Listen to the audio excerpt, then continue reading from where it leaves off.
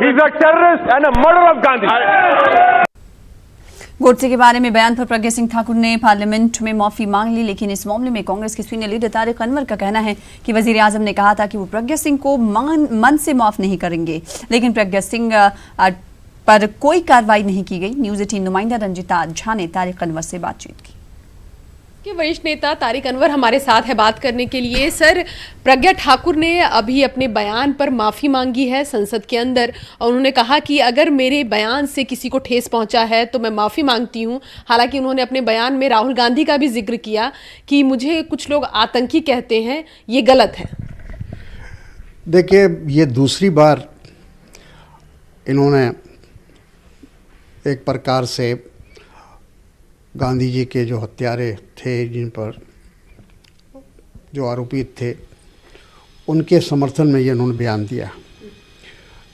पहले बाहर दिया, फिर पार्लियामेंट के फ्लोर पर दिया और फिर उसके बाद माफ़ी मांग रही हैं।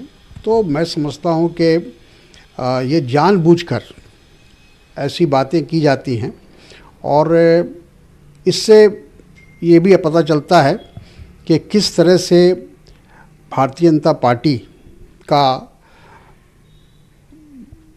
जो एक सोच है वो जाहिर होता है। और मैं समझता हूँ कि सिर्फ माफ़ी मांग लेना ही काफ़ी नहीं है।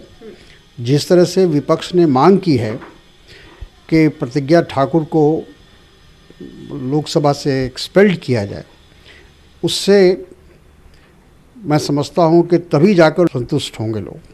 और उस समय प्रधानमंत्री जी ने भी अफसोस जाहिर किया था और कहा था कि ये मैं कभी नहीं भूलूंगा, लेकिन कोई एक्शन नहीं हुआ और इसीलिए उनकी हिम्मत बढ़ी और फिर उन्होंने लोकसभा में दोबारा इस बात को कहा। तो ये सिर्फ ज़बानी माफ़ी मांगना ये काफ़ी नहीं है।